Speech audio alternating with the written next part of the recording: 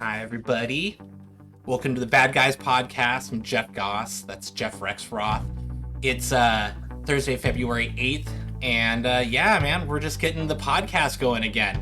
Updated the look a little bit here if you're joining us live on Facebook. And we're going to start our YouTube channel soon and get that going, as well as we've got the podcast syndicated on Apple Podcasts and Spotify. So, be sure to check out all those places for the podcast or follow us on Facebook to get all those links. And yeah, here's Jeff Rexroth, man. How you doing? How's your week been? I'm doing great. Recently became a Bay FC season ticket holder. Do you know what Bay FC is? I'd assume soccer? It is, yeah. It's it is women's professional soccer. That's awesome. There is a professional league here in America and called the NWSL. It's got like all the Team USA soccer players in it, and then BAFC is a brand new team this year. And so, yeah, Kayla and I decided to pull the trigger. They play down at PayPal Park, where the Earthquakes play. What's Um, PayPal Park? it is. I think it's near Great America. Oh, cool. It is. Yeah, it's sick. Honestly, it is probably one of the coolest stadiums in the Bay Area, in my opinion. What the bar on one side of the goals is the entire width of the field, and it's standing room only over there. So you can just go to this giant bar, grab your cocktails and beers, and then just walk up to the standing room only and just watch the game from there. That's awesome. Yeah, our season tickets are in the supporter section, which is the other goal. But yeah, we just picked up tickets. I just bought a flag and a bunch of merch and whatnot. Nice. Can't wait. What are their colors? They're blue and orange, so Ooh, it's kind love that. of yeah, Okay, I'm yeah. I'm Me down. too. Yeah. Can I support Oh them too? yes, of Okay, course, cool. absolutely. Well, Yeah. take me to a game and I'll see if I like them. Okay, and the cool thing is that I thought they were going to dick around for the first year and just kind of see how it goes, but they've actually signed some like really good international players.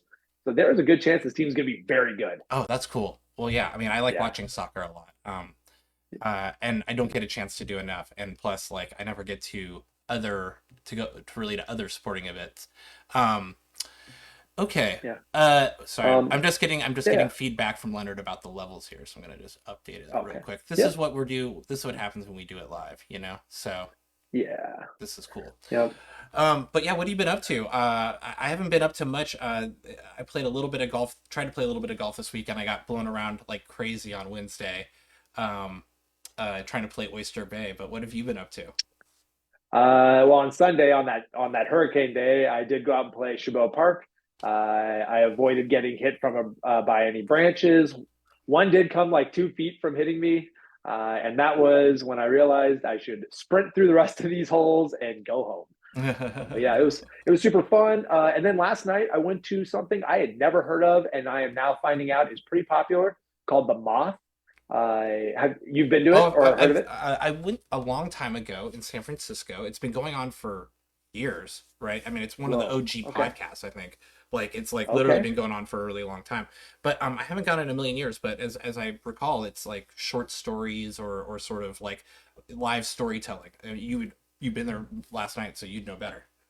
Yeah, so it is an audience of probably a couple hundred people. Anyone can put their name in the hat, and then your name is pulled. If your name is pulled, you come on stage and you give a 5 minute speech about whatever the topic is of the day. And last night it was love hurts was the topic, and so the conversations varied from like losing family members, losing people they know, and then to the winning one was a 13. This guy, when he was 13, had a crush on a girl, and he finally got to have a kiss with her.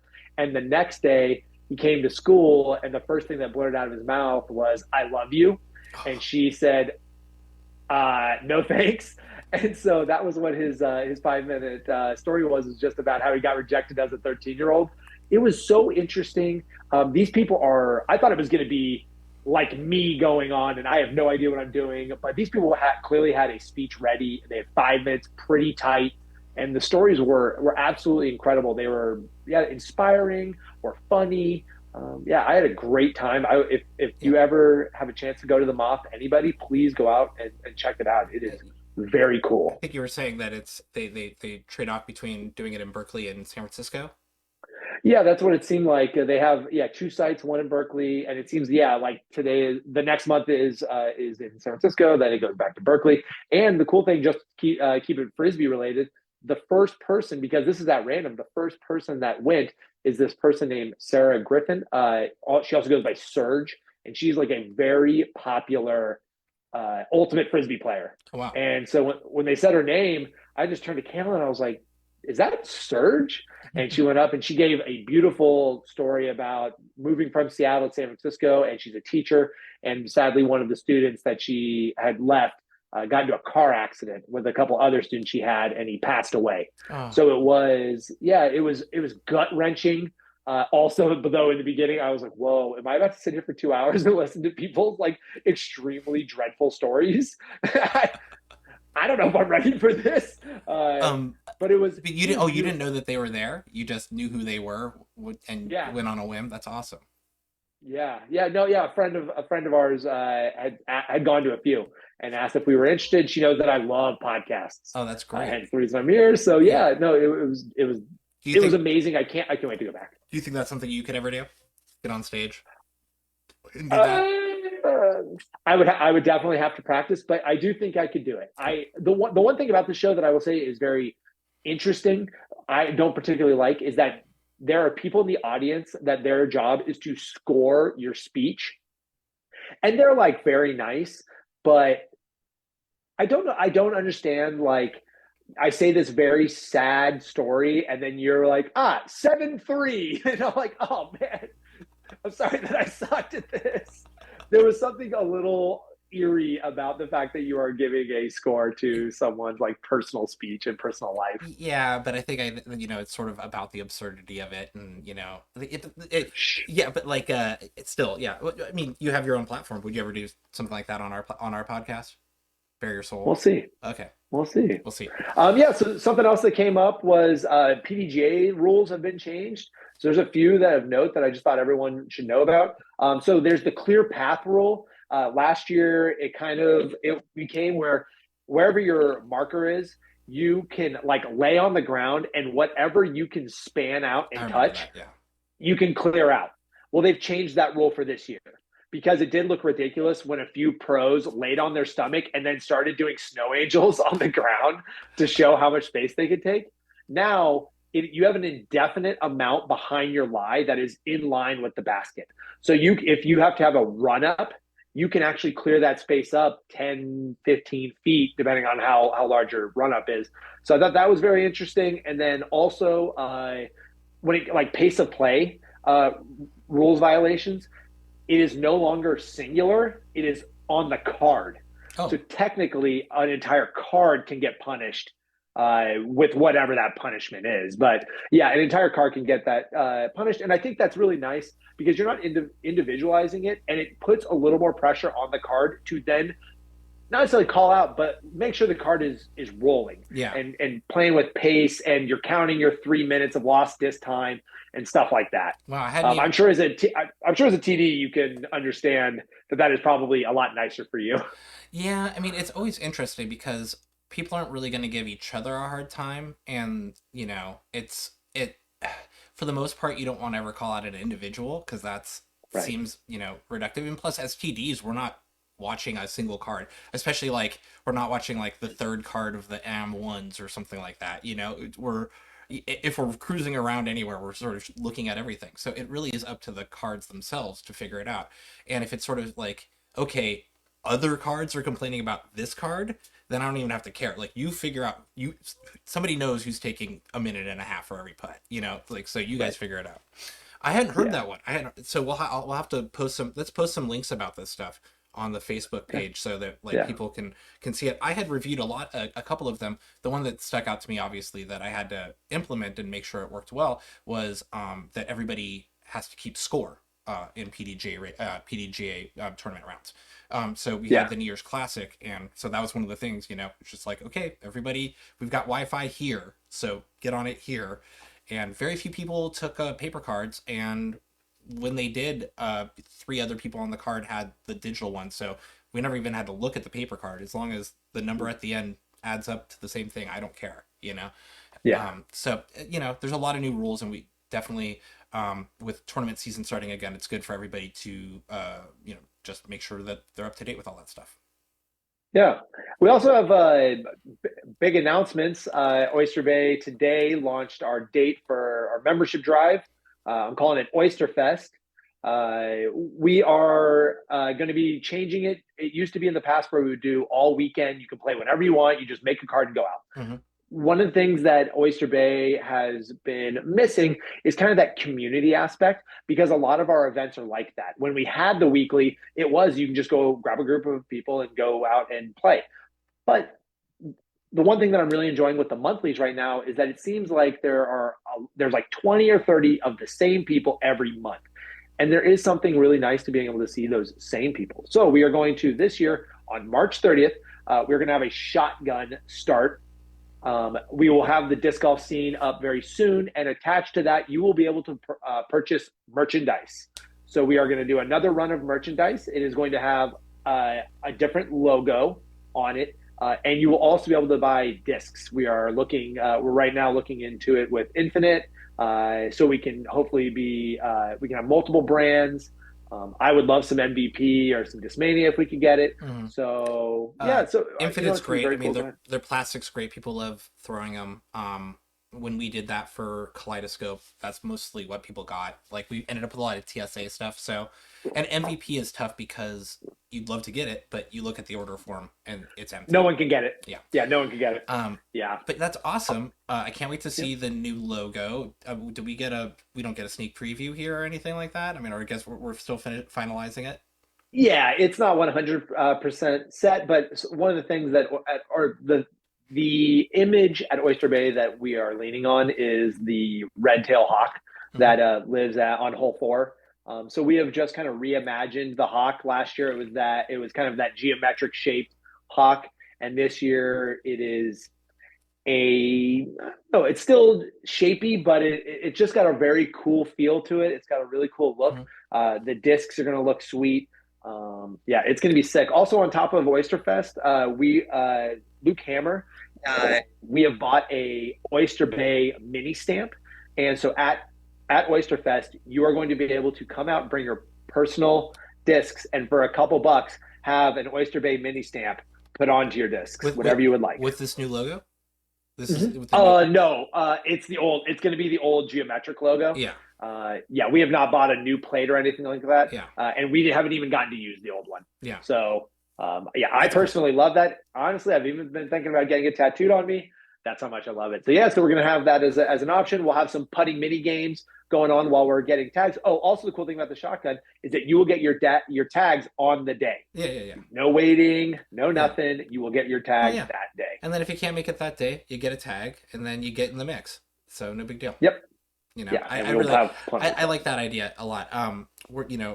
East Bay is just starting. We've got a lot of stuff going on this time of year, so we're just getting started with planning ours at this point, our bag tag. So I'll definitely try to make it out to yours for sure. That's awesome. Cool. Please do. Also, for anyone that has played in the monthlies for this upcoming year, in a couple of weeks, I believe to be February 24th, we have the Bag Tag Championship. The course we're going to be playing 27 holes.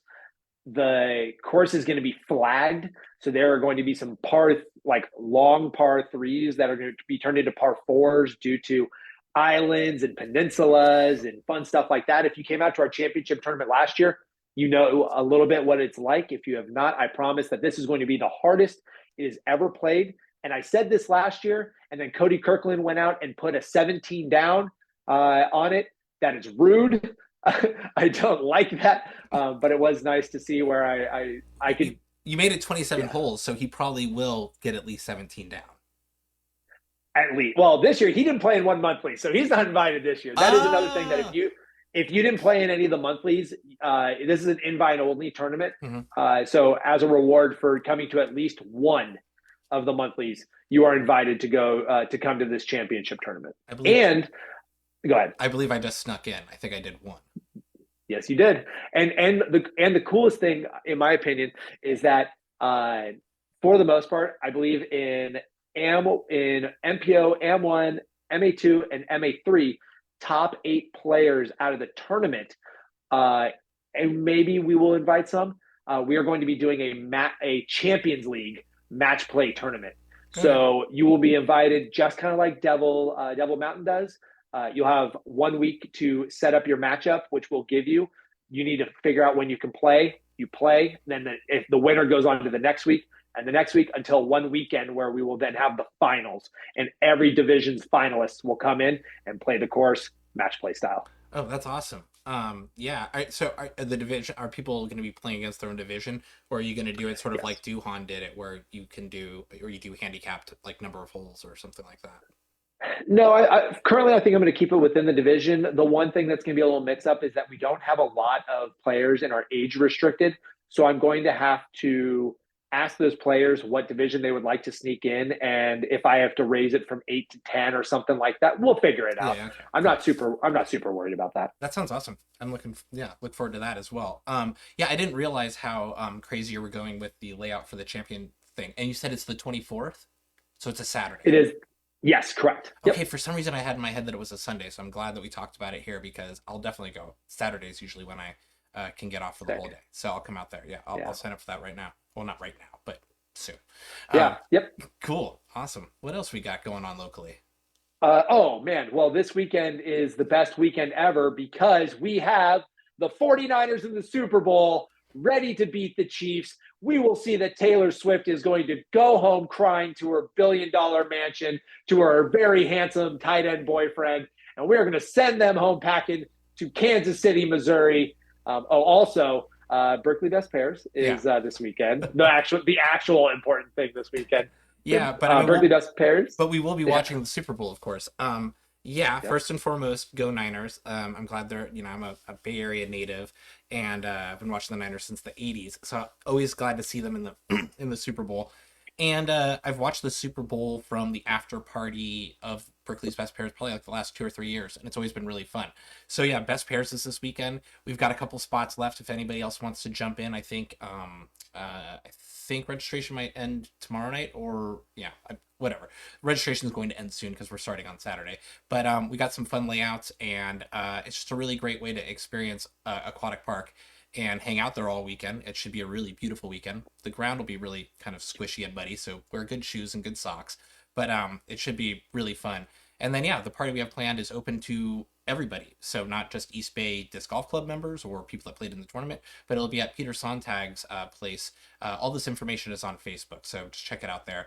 Anybody that's listening to this podcast live probably already knows about that anyway. So, but Yeah. yeah, please come on by. It'd be great. And we also need volunteers as always. So if you want to just hang out in AP and help out, all day Saturday and the morning of Sunday, we could really use a lot of help. In terms of just crowd control and making sure people get to the right spot. But yeah, come on out and enjoy. And good luck to everybody playing. I'm playing this week and with my buddy Connor Stewart Paul. And our team name is Connor Stewart Paul and Jeff because his name has like 3 first names. Never trust a man with 3 first names. Never trust a man with never trust a man with 2 first names. But once you get 3, Oh. it's kind of like the rule of threes with comedy, and you just keeps kind of going on, right? For everyone that is interested in what the experience is like, if you're like on the fence of you want to go, wait till the very end of this podcast, and I'm going to give you a review of what this event's like. Okay.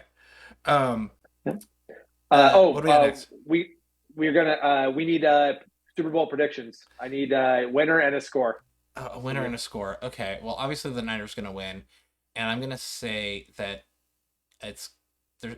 It's going to be defensive for a while, but then scoring is going to break out. So like, let's go 27 Niners 13 or 7. Let's go 27-17. 27-17. Yeah. You know what's funny? I always find that like these high-powered offenses, once they get to the Super Bowl, it's like a trap, and you should always bet the under. Yeah. So I am going Do you know to what go. the over under is? I What the don't. Vegas I line? don't. Okay. I'm not I going to start. don't. I'm not going to start googling stuff on a podcast. That's Yeah. so cliche. Drop it in the comment section. I weirdly think it's going to be Oh man, let's go with 23-20 Niners, and Jake Moody hits a game-winning field goal at the very end. Yeah, That sounds it'd like a be very clutch. exciting game. Or Yeah, watching two defenses and like barely things get scored. Like there's like a yeah, defensive touchdown or something in there, right? yep, probably. Yeah, so yeah, no, it should be a heck of a game. That's I'm going to awesome. be bar hopping before or during it, and we're Okay. gonna every quarter we're going to go to a new bar. Well, there's So Peter Sontag's will probably be fantastic. not unsimilar to a bar. I hear it's legendary. Yeah. I No, hear it's it is always fun. legendary. We should have some good food. Yeah, We'll be cooking up food. Nate Stone's going to be cooking some stuff up, and Peter Sontag is donating some food as well. We're getting a keg of beer, that kind of stuff. Plenty of tequila, I'm sure. Not for me, but yeah, I'm hoping the game will be good so that I can stick around for the whole game. Because yeah, yeah. um, but Um, yeah, so yeah, come on out. Yep, we've got two more things to do. So we've come up with a new segment. I've called it Disc Golf Course Review. If you know, that is already a website. But something that myself and Jacob Serrano were talking about is one of the things that we love is reading one-star reviews on movies. Yeah, yeah. And so I started going on UDisc and looking up reviews of courses and wanted to see what people even wrote. And so we're going to do a game. This week, it is going to be I am going to give you a review. And currently, if you can pick the course off the first review, you get 5 points. If I give you two reviews, you get 4 points. Three reviews, 3 points. Yeah. Four reviews, 2 points, Yeah, I got and it. so on and so on. Right? Yep. But do I Yep. get a Go list ahead. of them to pick from, or do I just have to It guess is. from It around is. this area or something? Yep. It is the Bay Area and Greater Bay Area. So it would be like Vacaville, Napa, uh, Santa Cruz, Monterey. Okay. That's like as far as we're Yeah, gonna go. we're not Just because talking. there's not a ton in the Bay, but Yeah, we're not talking like Sacramento or Santa Rosa. not currently. But maybe we will Yeah. if we can get someone on the pod from SAC. Yeah. Then maybe we could do one for them. And my other idea is that we could bring someone from the audience, and you could play. You guys could play each other. I like that. But Let's give it a currently, shot. we're just gonna. Yeah, Yeah. All right. let's see if it So, works. okie dokie. Let's see. All right. Oh, and then stay tuned And for what? because after this we're gonna play the Jeff Korns interview or a 20-minute Yeah, clip from the Jeff Korns interview. yeah, and that interview is awesome. Honestly, we expected to only hang out for 30 minutes. It ended up being an easy hour, and we could have gone longer. But we were like, We just had to cut it off and give him his time back. Um, yeah. So what I would like you to do though is when you know the course or you are confident, I want you to just tell me that you know it, and then I'm going to keep going with the reviews, and then you just tell me at the end, and I trust you that you're not going to change your answer. okay, I mean we can see if I got it right because no, because if I got it That's wrong, true. if That's I true. have That's it true. wrong, then I want to know. That's true. Then I want the next review to get Okay. to get Okay. it right, right? So That, I think I have that's to. fair. I'll That's guess fair. after every one until I get it right, or I don't That's get it fair. right at That's all. fair. That's I'll fair. get it right. Okay. I'm gonna Here we go. guess if we're gonna play like name that tune, it'd be like I'd have to bid how many it's gonna take me. Oh, it'll take me. I can get it in 3 reviews or something. But I think this is good. Oh man. I'll give you notes Okay, later. great. I'll give you notes later. We'll figure. Okay. It out. Cool. Cool. Cool. Cool. We'll get the All game right. designers back at the lab working on it, guys. Okay. Yeah. Yeah. You hear The that? big bucks. All right. So for 5 points, review. For all its faults, it's been there for me. 4 stars. For all its faults, it's been there for me. For all its faults. Okay. Okay. And if you are not confident, then let's just move Well, on. no, because because Okay. here's the Okay. tricky Okay. Okay. here's the Fine. tricky Fine. thing. I want to guess, but Okay. that that I just don't want you to guess. that I just don't want you to guess. Guess. I want you to know. Guess. oh, okay. Oh, you want me to know? Okay, I don't know. I don't for sure know. It would be a wild guess. Okay. Okay. All right. All right, guys. My favorite review for 4 points. Got poop in my eye. 4 stars. You better not be making me listen to a bunch of bad reviews about my favorite course. But I'm not I got poop in my eye. I'm gonna go. I need one more. I need one more at least. Okay. Threw a disc in the water. Stepped on a rusty nail. Someone stole my disc while treating my foot, got it back, 2.5 stars. Okay, well, this is obviously aquatic park. This is obviously aquatic park. Okay. I didn't want to guess aquatic park after the first one, but like I definitely was like, yeah, I was like, it's probably aquatic park. But then there was a couple other ones that I could have guessed. After the second one, I was like, if he's making me make fun of aquatic park, Honestly, I have not gone deep into any other course. Aquatic Park had me laughing so hard while do you know Kalen when was these reviews working. are from? Did you assemble when they're I from? didn't. Okay. I didn't know. I will look into that I though. mean, I But assume if they're on the the first page or whatever, then they're probably relatively recent. But did you get these from discgolfreview.com? no, I got it from UDisc. Okay, you just okay because there is disc golf review. Because if you got them from Yeah. discgolfreview.com, like chances are we're getting reviews that are like 20 years old or something like that. But yeah, at least you Yeah. guys could be somewhat normal or somewhat recent. Okay, Yeah. is that the only one you Uh, have? Because I want to go yeah, again. it is the only. Okay, but let's only hear the rest course. of them. Let's hear the rest of them. Yep. It, too many cyclists and pedestrians lost 24 discs In one round? in one round. No. Why were you carrying I mean, 24 discs? I don't. I don't. Why? Did you So start throwing your? Did you start my throwing favorite your thing putter about in the the poop. water? Yeah. Yeah, seriously. Like I have lost 6 discs at one time at aquatic. But at what point do you just quit? At what point do you just pack up? I'm out of here. I can't handle this anymore. 24 discs. Or stop throwing it Yeah, at with or stop throwing it at the water. Like you literally you can kind of go around most of it, or just like I'll skip that one. Like yeah. yeah. I don't think there's no way it was 24 in one round. It must be a person who's played there a couple times and they're just like, okay, I've lost 24 discs here. I'm out. I'm over it. And you would think that if they lost 24 discs, they would have lost that in what, the front 10?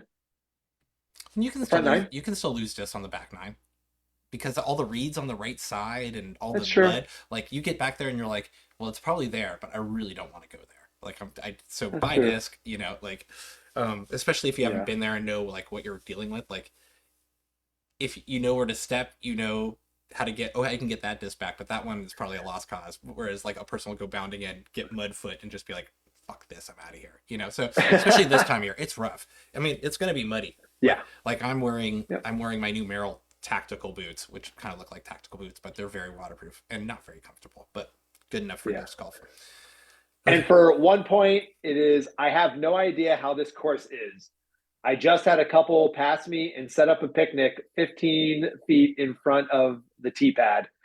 Every time I show up there are people in the fairway. Half a star. Half a star. I'm sorry, buddy. Yeah. Originally, I was only going to look at the 1 stars, but I actually I thought it was funnier. Like the poop in my eye is a 4-star review. So they love the course. They got poop in their eye. Not to say that isn't a bummer, but if you got poop in the eye, there's some responsibility about you did something in that transaction as well, right? Yeah. I've been there Yeah. 1,000 times. I've been to aquatic park 1,000,000,000 times. Never gotten poop in my eyes. I've never gotten poop in my eyes on any disc golf course. Or Well, how do you know? maybe ever. I'm gonna go. Odds are, I've probably never gotten poop in my eye, ever. Yeah. It's a lot of disc golf man. too. So for anyone that's listening, please leave fun reviews on your courses. We better do this again so you can do this to some other course or course. Oh, 100%. Aquatic just worked out so perfect, and I thought it would be the best starter. I can't wait to start seeing other courses. Okay. I mean, you know that Oyster Bay is going to be. It's too windy. It's too windy. It's too windy. It is 1 too windy. star. It is too windy. Yep. It is too It windy. is too windy. Yep. I did not bring the Eventually right. it's true. I did not bring the right discs on Wednesday. Ooh boy, the Wilson. Oh. Yeah, boy. I'm like, oh, I'll bring slightly more overstable discs, and I was like, nope, I was just getting beat up. Yeah. I shot a 22 over on Woo! the challenge. So I'll be on the bottom Okay. of the challenge leaderboard for this month. Yeah, that's okay. Okay, well if you're done making fun of my favorite course, I'm going to be playing. I will all shit on weekend Oyster long. very soon. Thank I you. promise. I'm going to be playing for the next 3 days. Should we get to the interview? Yep. Okay, cool. Sounds good. Well, we're gonna jump right in here, okay? And we'll see you guys in a few.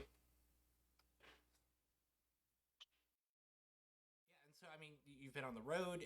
You started Resistance. You've run, all sorts of tournaments and all that stuff. Kind of fast forward to, I mean, what was it?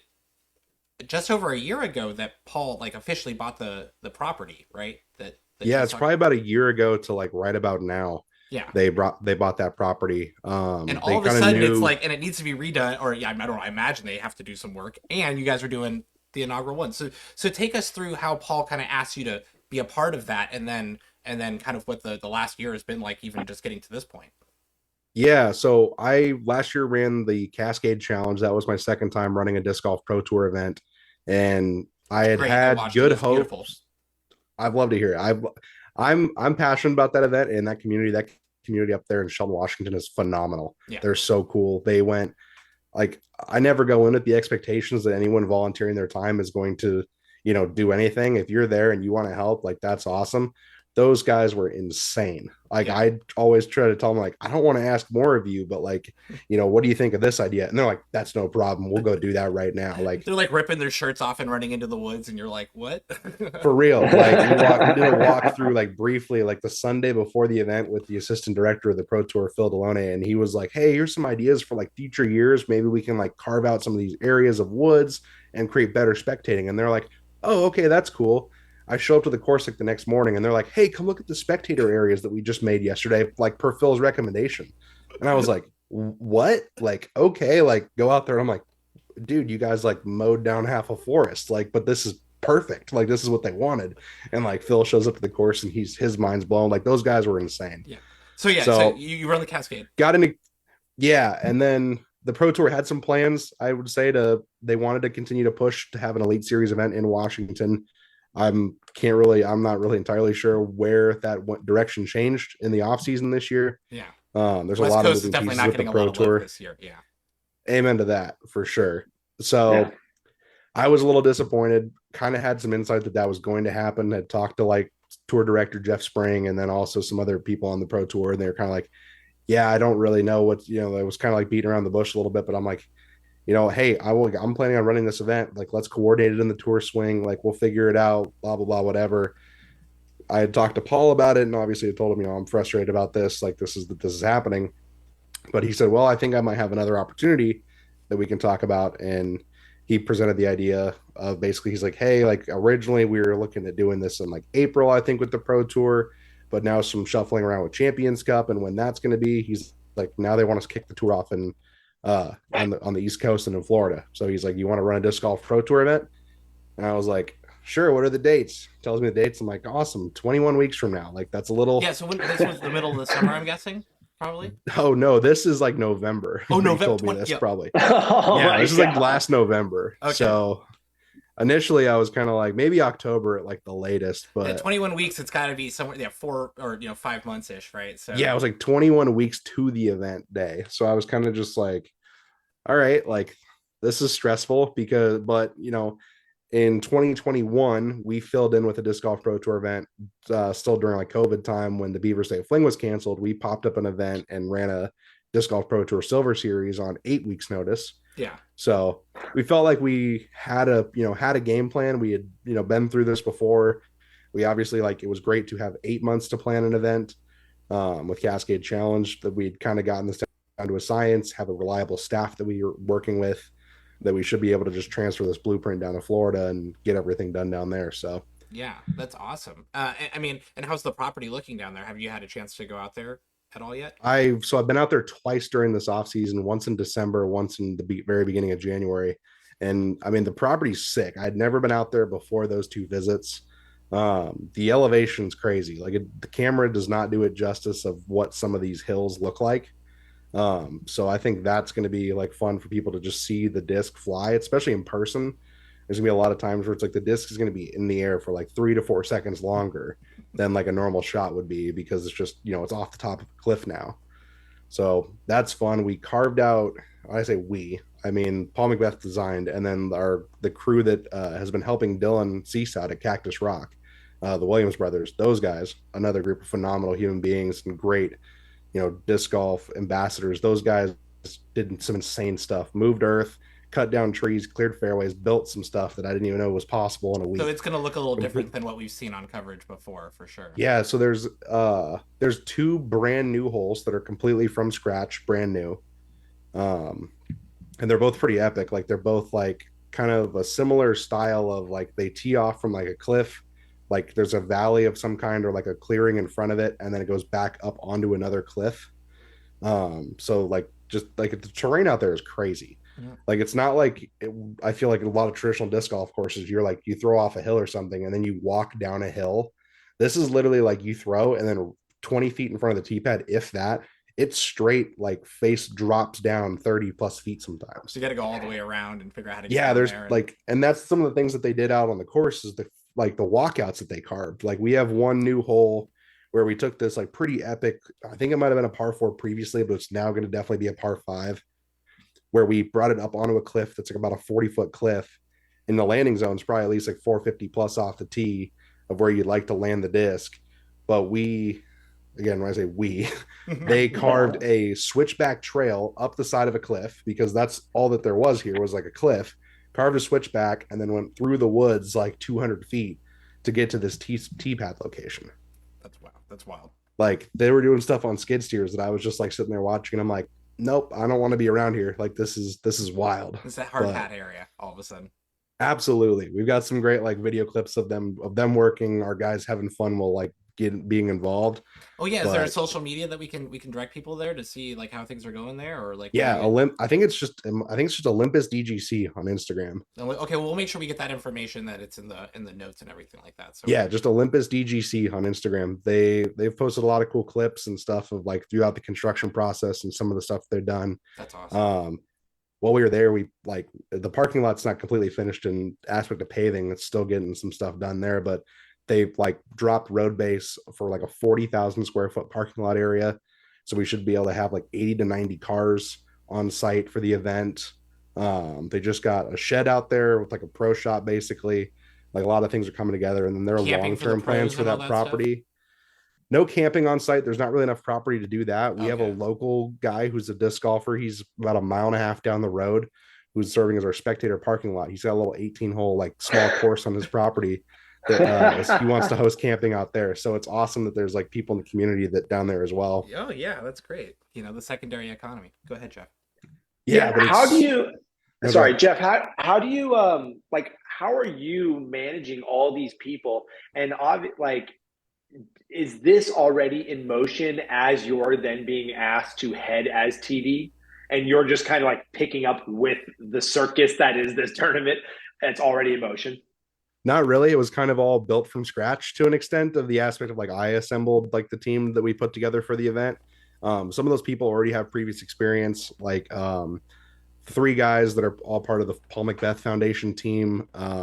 They're all down in Florida. They are heading up like all of our volunteer coordinating. So those guys have been just all over that. It was kind of something that they had past experience. They've worked with Nate Heinold at Ledgestone and D-Glow with his events and also on like some other major tournaments. But it was kind of like I could just be like, hey, like this is what we want to do.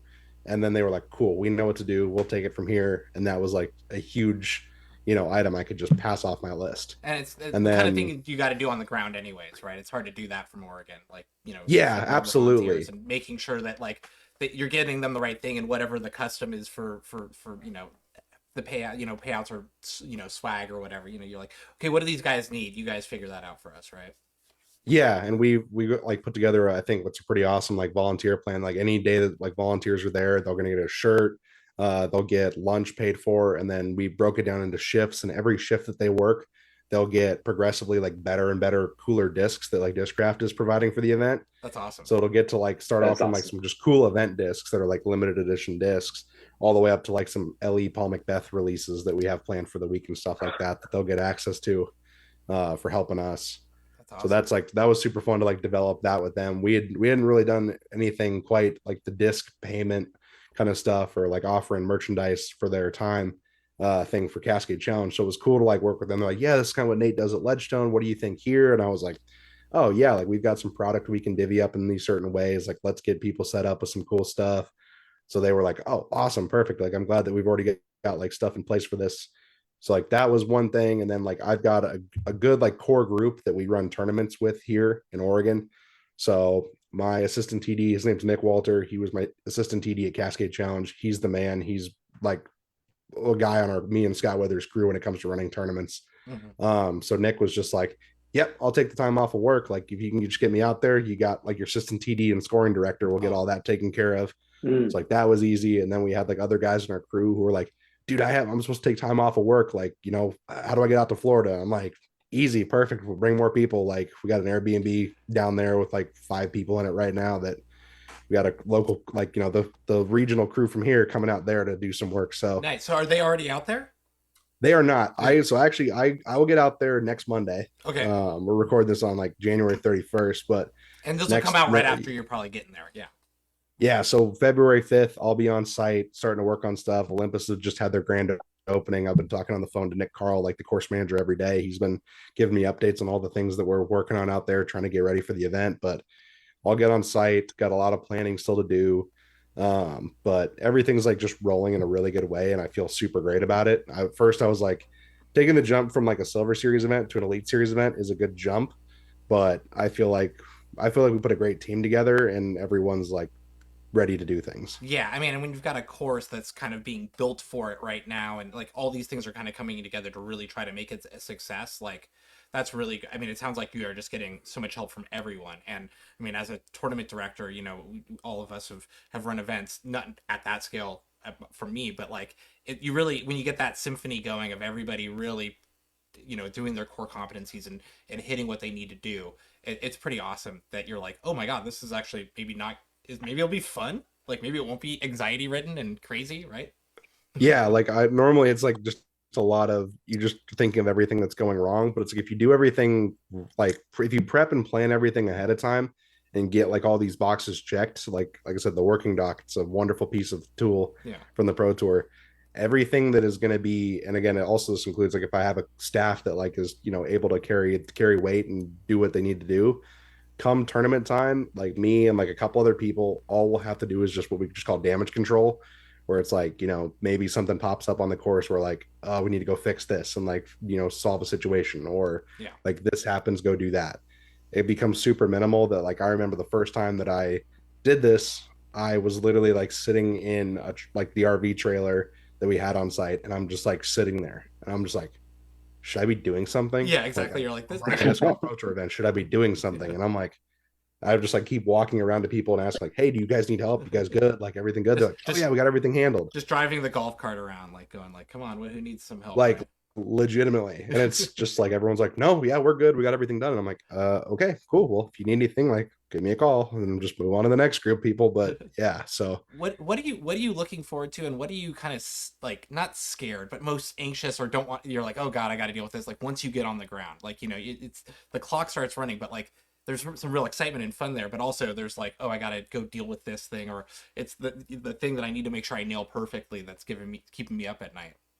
I think the thing that always like stresses, at least in like experience of going like into this the third time, the thing that always stresses me out like is volunteers in a way, because they're volunteers, they're not paid to be there, like they're not getting paid cash, like they're volunteering their time.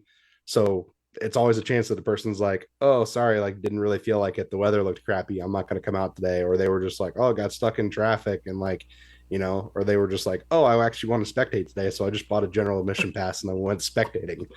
And you're just like, dude, like you're killing me. Like I didn't know I had to have a spotter on hole 4 for like 2 hours already. Like, so that's the thing that always like it's like it's out of your control to an extent, but it's like you never know that like a volunteer or someone's missing until they are. I'm glad to know that anxiety doesn't go anywhere until anywhere ever, because like, I mean, you're literally going to fit in perfectly with the sort of the mantra of our podcast, which is like volunteers needed. Like, come on, because we're always running a bunch of shit, between East Bay and Oyster Bay and the Bay Area in general. It's just like, get out there and do stuff. And you see the same 15 people, 20 people, and you're like, no, we know there's more people that are more engaged, right? So 100%. Yeah. Well, yeah. Okay. No, keep going, Jeff. Okay. So one of the coolest things about this event, not only is it the first event that kicks off the entire season, but also maybe the possibly one of the biggest sponsors backing it. Like this isn't just the Ledgestone Open, which has all this like hoopla because of what the tournament is. But you got like chess.com that is a multi-million dollar company that is a game that is probably backing it with some real cash. And there is a expected like very good fan zone. Can you speak at all about what is expected to be there? Yeah. So I at first like Paul. One of the things I also appreciate about Paul is Paul like is when I say he's like a visionary, like I literally think of him as like a Steve Jobs like visionary kind of person, where like he comes up with ideas and things that you're just like no one's thinking about that. And I mean, obviously, with this event, he was like, I want to pull in like a huge outside the sports sponsor. And I'm like, I mean, literally even Nate Heinold like had to like talk him down of like, hey, like, don't put a bunch of pressure on Korns to do this. Like that's huge. He's like, I've been developing his relationship with Merrill Shoes that he's had. He said that's been a 7-year project for him to get it to where it is today. To like get it putting shoes in every player's pack. Like some of those were like having Bushnell, like, that's a fortunate one that they are also like basically a company in the sport, even though they are nationally recognized outside the sport. He was like, don't put a bunch of pressure on Korns to get a big sponsor. He's like, you go find a big sponsor if that's what you're gonna do. He's like, I know Jeff's gonna be able to put everything together inside the sport. Let him handle that. You go find the big fish, Paul.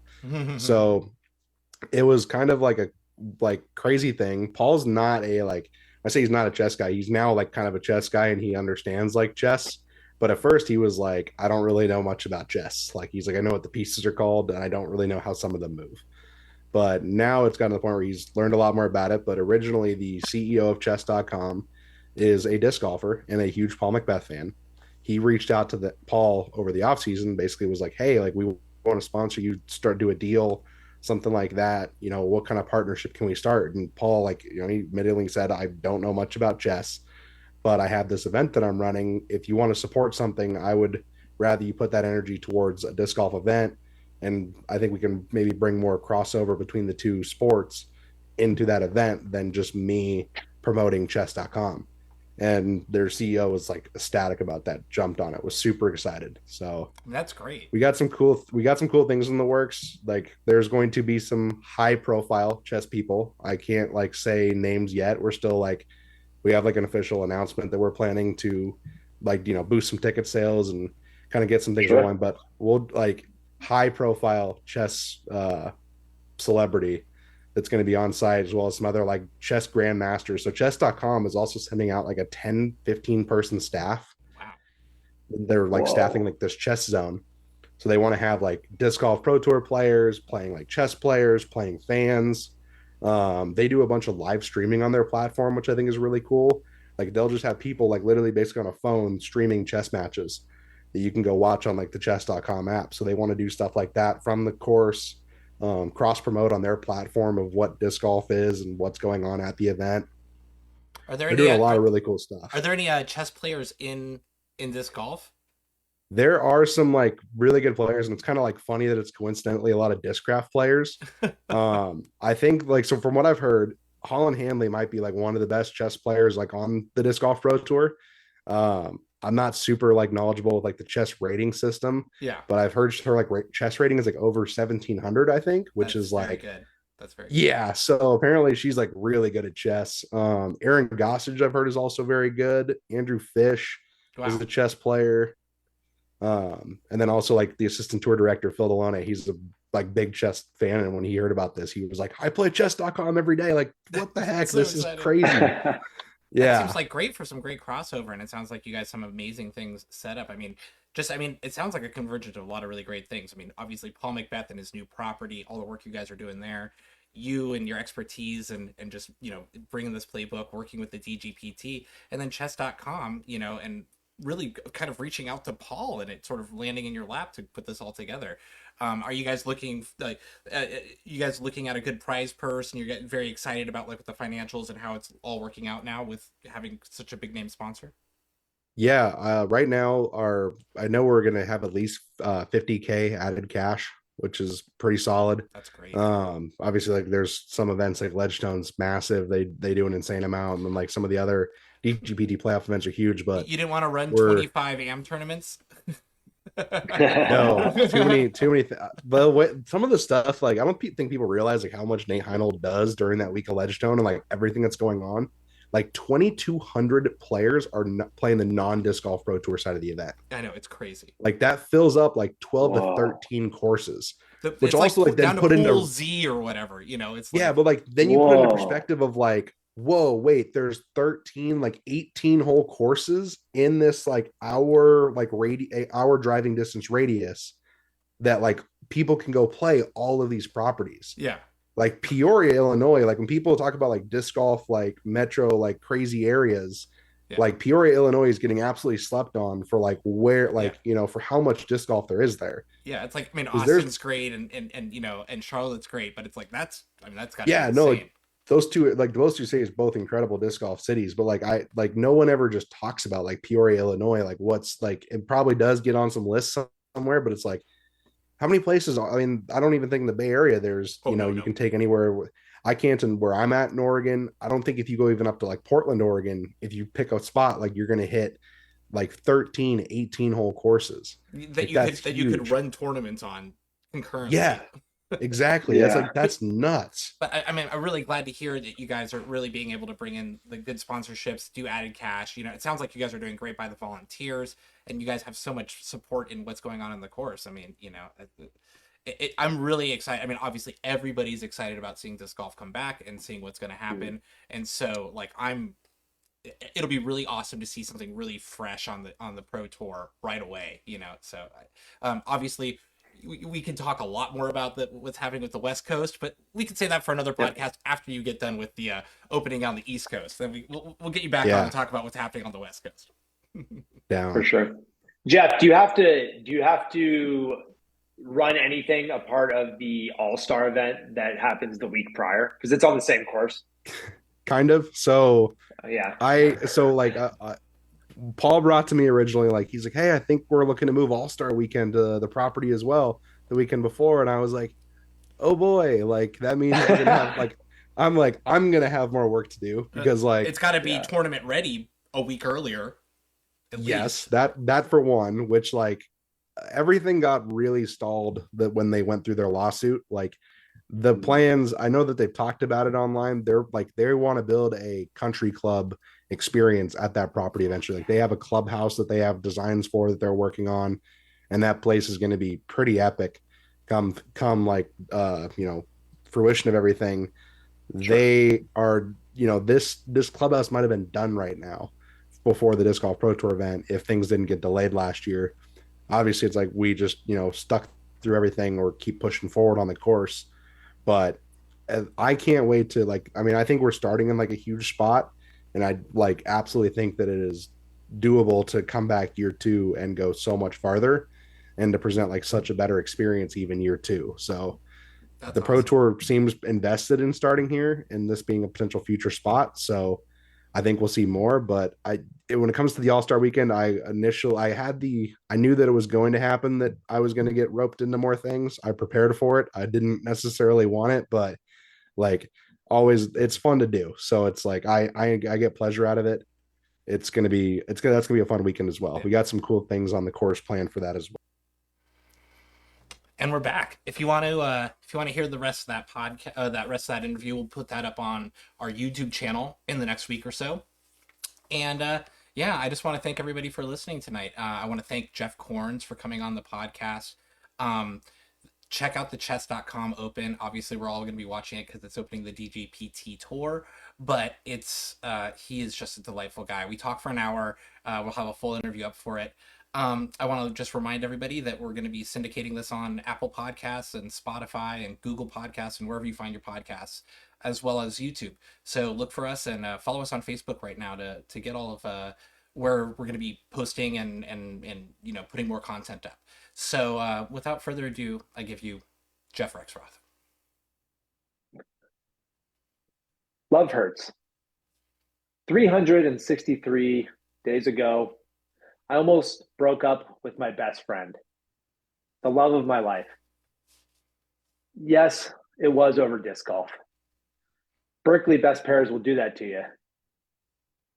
after the end of Saturday and being nearly 30 strokes behind the only other mixed couple there, the Joes,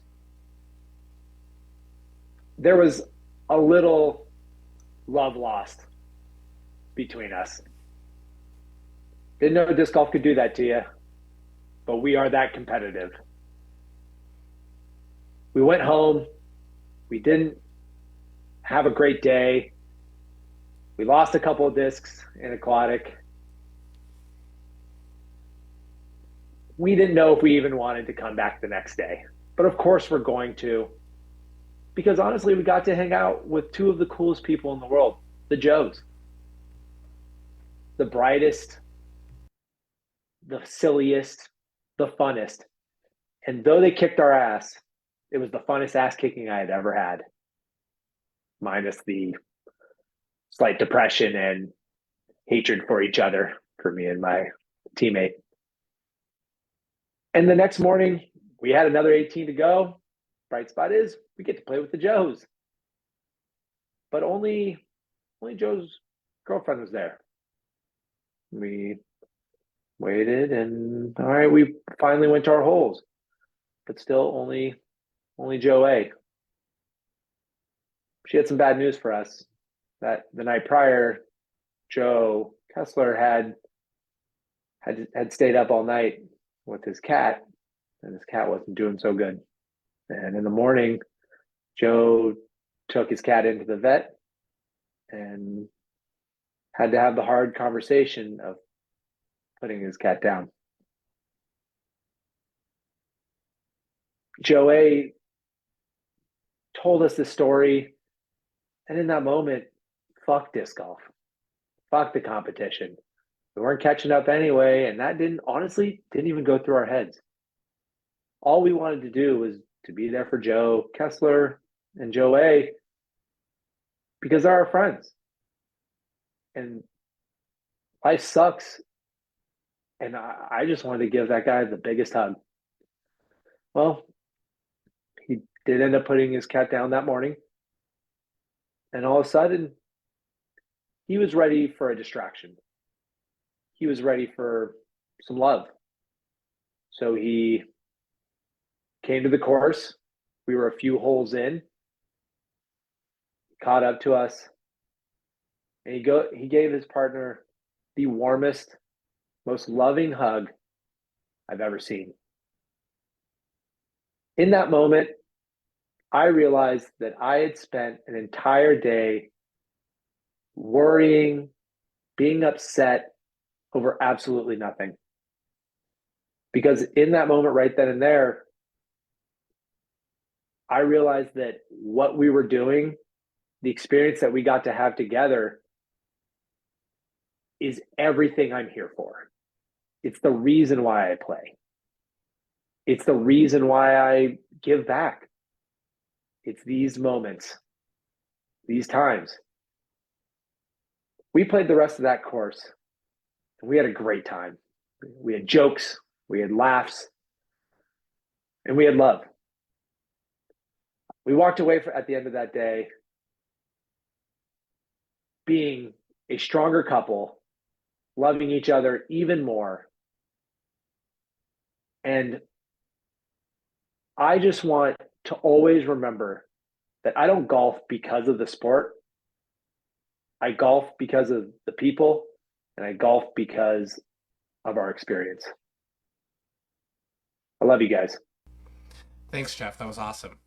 Thanks, everybody, for tuning in tonight. If you didn't catch it all and want to catch up, we'll be on Apple Podcasts and everything else. Good night. I'm Jeff Goss, Jeff Rexroth. Later.